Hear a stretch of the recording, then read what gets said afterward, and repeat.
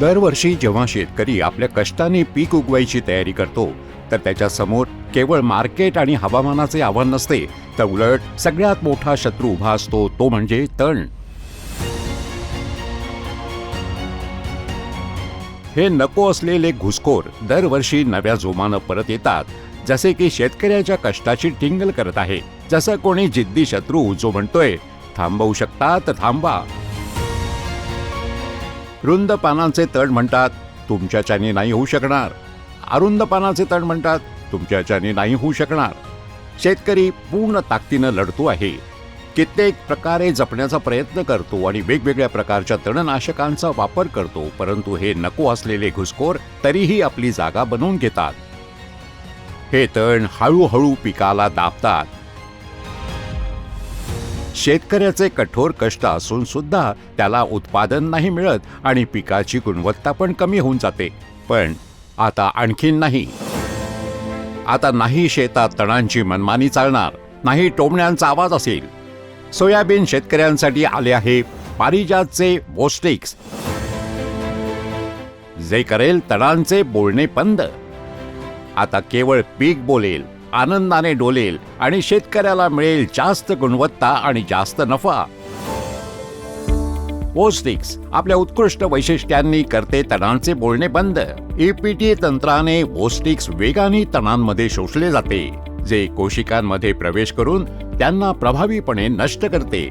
आंतरपिकासाठी आदर्श वोस्टिक्स आंतरपिकासाठी, तसे तूर त्याला नुकसान न पोचवता तणांना प्रभावी पद्धतीनं नियंत्रित करते. 3चा दम वोस्टिक्स 3 सक्रिय घटकांचे मिश्रण आहे, जे रुंद आणि अरुंद पानवाल्या तणांचे बोलणे करते बंद. जिद्दी तण नियंत्रण वोस्टिक्स आहे 3 घटकांचे मिश्रण, जे देते उत्कृष्ट सिनर्जी. याने जिद्दी तण असे केन याचे पण करते सहजपणे बोलणे बंद. कसे करते वोस्टिक्स तणांचे बोलणे बंद? वोस्टिक्स आपल्या ईपीटी तंत्रासोबत तणांवर स्प्रे होताच आपल्या आंतरप्रवाही क्रियेमुळे जायलम आणि फ्लोएमच्या माध्यमाने तणांच्या प्रत्येक भागात पोहोचून जाते आणि तणांवर नियंत्रण सुरू होऊन जाते. वोस्टिक्सच्या 3 शक्तिशाली घटकांच्या प्रभावामुळे तणांना ताकद देणारे अमिनो आम्ल तयार होत नाहीत आणि पेशींचे आवरण पण तयार होत नाही, ज्यामुळे तणांना ऊर्जा मिळणे बंद होते.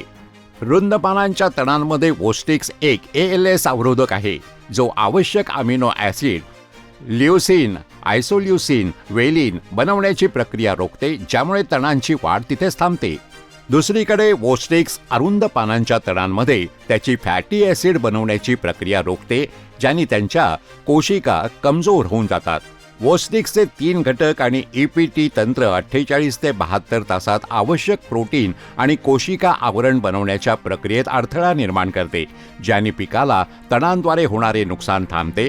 वोस्टिक्समुळे 7 ते 10 दिवसापर्यंत खाद्यपदार्थाचे शोषण न झाल्यामुळे तणांची वाढ थांबते आणि तण कोमेजलेले दिसू लागतात. वोस्टिक्सच्या असरदार प्रभावानंतर 10 ते 14 दिवसांच्या आत सुकून ते मरून जातात आणि होते तणांचे बोलणे बंद.